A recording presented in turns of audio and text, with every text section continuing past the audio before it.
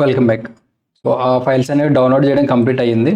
So మీరు అది మీ సిస్టమ్లో ఎక్కడ డౌన్లోడ్ అయిందో చెక్ చేసుకోండి. నాకైతే డౌన్లోడ్స్ కంప్రెస్డ్లో ఉంది, ఖాళీ లైనక్స్ అని ఉంది, అండ్ మెటాస్ప్లాయిటబుల్. ఇవి రెండు జిప్ ఫైల్స్ డౌన్లోడ్ అయ్యాయి. ఫస్ట్ నేను మెటాస్ప్లాయిటబుల్ లైనక్స్ జిప్ ఫైల్ని ఎక్స్ట్రాక్ట్ చేస్తాను. ఎక్స్ట్రాక్ట్ ఆల్ డౌన్లోడ్స్ కంప్రెస్డ్లోనే ఒక ఫోల్డర్ క్రియేట్ అవుతుంది అనమాట. ఇది మెటాస్ప్లాయిటబుల్ అనేది. ఎక్స్ట్రాక్ట్ పైన క్లిక్ చేస్తాను నేను ఇక్కడ.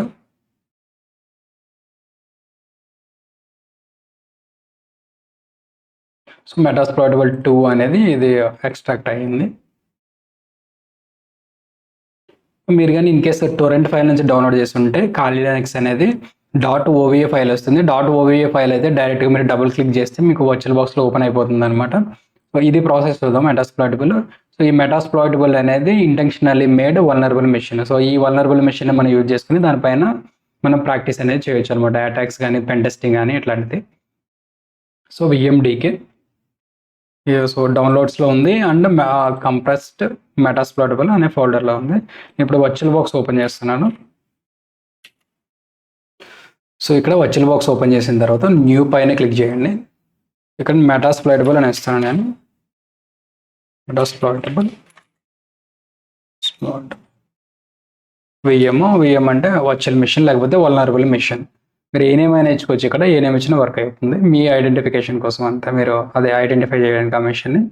ఇక్కడ ISO ఇమేజ్ అని ఉంది కదా, ఇన్ కేసు మీరు విండోస్ రిలేటెడ్ ఏమైనా సిస్టమ్స్ ఇన్స్టాల్ చేస్తూ ఉంటే అది ఇక్కడ సెలెక్ట్ చేయాల్సి ఉంటుంది. బట్ మనం లైనక్స్ బేస్డ్ సిస్టమ్ కాబట్టి మెటాస్ప్లాయిటబుల్ లైనక్స్ సెలెక్ట్ చేశాను. ఆటోమేటిక్గా వర్షన్ అనేది ఒరాకిల్ లైనక్స్ 64-bit అని వచ్చింది. ఇప్పుడు నెక్స్ట్ మీద క్లిక్ చేయండి. బేస్ మెమరీ 2048 ఉంది, అంటే 2 GB ఉంది. మనకి 1 GB అయినా సరిపోతుంది. దీనికి మాత్రం 1024 అనేవ్వండి.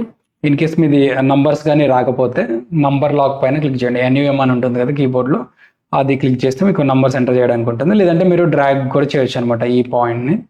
అండ్ ప్రాసెసర్ ఇక్కడ 1 ప్రాసెసర్ సరిపోతుంది. అండ్ నెక్స్ట్ మీద క్లిక్ చేయండి. Creative virtual hard disc now, ఇక్కడ 20 GB ఉంది కదా, ఆర్ లేకపోతే use an existing virtual hard disc అని ఉంటుంది. ఇక్కడ ఒక్కోసారి ఏంటంటే అక్కడ ఫైల్ మనం డౌన్లోడ్ చేసిన ఫైల్ని వేస్ట్ చేసుకుని అది VMDK VDI లేకపోతే OVA ఫైల్ అండ్ దాని మీద డిపెండ్ అయ్యి మనం ఈ ఆప్షన్స్ అనేవి సెలెక్ట్ చేసుకుంటాం అనమాట. So use an existing virtual hard disk file మీద క్లిక్ చేస్తున్నాను ఇక్కడ. Add downloads programs compressed metasploitable Linux. So ఇక్కడ VMDKని సెలెక్ట్ చేస్తున్నాను. ఇక్కడ ఓపెన్ పైన క్లిక్ చేయండి. సెలెక్ట్ చేసి choose. So use an existing virtual hard disk, అది ఆల్రెడీ మనకి ఉన్న ఫైల్ డౌన్లోడ్ చేస్తాం కాబట్టి. ఇన్ కేస్ VMDK కాకుండా వేరే VDI వర్చువల్ డిస్క్ ఇమేజ్ అయి ఉంటే మనం ఎక్కడ సెలెక్ట్ చేసుకుని ఇవన్నీ సెలెక్ట్ చేసుకోవచ్చు అనమాట. ఇన్ కేస్ .ova ఫైల్ అని ఉంటే డబుల్ క్లిక్ చేస్తే ఆటోమేటిక్గా ఓపెన్ అవుతుంది. నెక్స్ట్ మీద క్లిక్ చేస్తాను. సో ఇవన్నీ మనం ఇచ్చిన డీటెయిల్స్ అనమాట. సో నేమ్ ఇచ్చాము, ఏ ఫోల్డర్లో ఇది క్రియేట్ అవ్వాలి, దీనికి సంబంధించిన ఫైల్ సేవ్ అవ్వాలి అనేది, అండ్ 1 GB ర్యామ్ ఇచ్చాము, ప్రాసెసర్ ఒకటి ఇచ్చాము. సో ఇదనమాట. నెక్స్ట్ ఫినిష్ మీద క్లిక్ చేస్తున్నాను.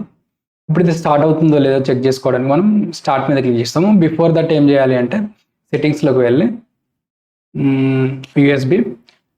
USB కంట్రోలర్ ఉంది కదా, ఇది డిసేబుల్ చేయండి. దీనివల్ల ఏమవుతుందంటే కొన్ని ఎర్రర్స్ వస్తాయి అనమాట వర్చువల్ మిషన్స్లో. రెగ్యులర్గా చాలామందికి ఇక్కడ ఓపెన్ చేయడానికి ఎర్రర్స్ రావడం అనేది జరుగుతూ ఉంటుంది. ఇన్ కేస్ ఇది ఖాళీ లైనక్స్ అయినా కూడా USB డిసేబుల్ చేయండి. ఇది ఎప్పుడు యూజ్ అవుతుంది అంటే ఎక్స్టర్నల్గా ఒక పెన్ డ్రైవ్ మీరు కనెక్ట్ చేసి ఈ వర్చువల్ బాక్స్లోకి ఫైల్స్ కాపీ చేసుకోవాలంటే అప్పుడు యూజ్ అవుతుంది. అప్పటి వరకు దీంతో పెద్దగా యూజ్ ఉండదు. సో తర్వాత నెట్వర్క్లోకి వెళ్ళి ఇక్కడ బ్రిడ్జ్డ్ అడాప్టర్ సెలెక్ట్ చేసుకోవాలంటే బ్రిడ్జ్డ్ అడాప్టర్ సెలెక్ట్ చేసుకుంటే ఏమవుతుంది అంటే ఇది మీ విండోస్ సిస్టమ్ ఏదైతే ఉందో మెయిన్ సిస్టమ్ ఒక నెట్వర్క్ అండ్ ఈ వర్చువల్ మిషన్లో ఉన్న నెట్వర్క్ సేమ్ నెట్వర్క్లో ఉంటాయి అనమాట. ఇన్ కేస్ ఇది కానీ మీరు సెలెక్ట్ చేసుకోకపోతే నాట్లో ఉంటే మాత్రం నెట్వర్క్ అడ్రస్ ట్రాన్స్లేషన్ ప్రోటోకాల్ అంటారు దాన్ని. ఇక 10.IP సిరీస్ వస్తాయి అనమాట.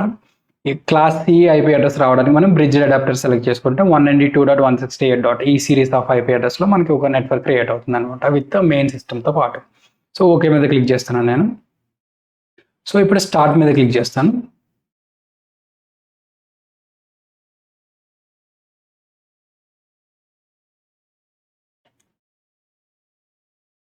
సో ఇది స్టార్ట్ అవుతుంది అనమాట.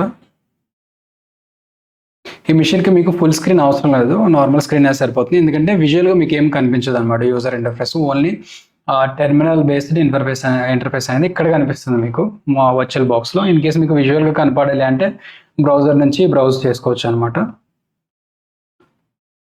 సో మీ సిస్టమ్ కాన్ఫిగరేషన్ మీద బేస్ అయ్యి కొంచెం టైం పడుతుంది ఇది స్టార్ట్ అవ్వడానికి.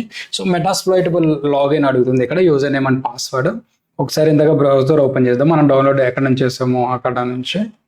సో ఇక్కడ ఏంటంటే మీరు అబ్జర్వ్ చేస్తే మెటాస్ప్లాయిటబుల్ ఉంటుంది కదా, ఇక్కడ స్క్రోల్ డౌన్ చేస్తే మీకు ఇక్కడ యూజర్ నేమ్ అండ్ పాస్వర్డ్ ఇస్తారు. ఇక్కడ చూడండి, the default login and password is MSF admin. So user name and password రెండు సేమ్ అనమాట. సో ఇక్కడ నేను అదే టైప్ చేస్తున్నాను,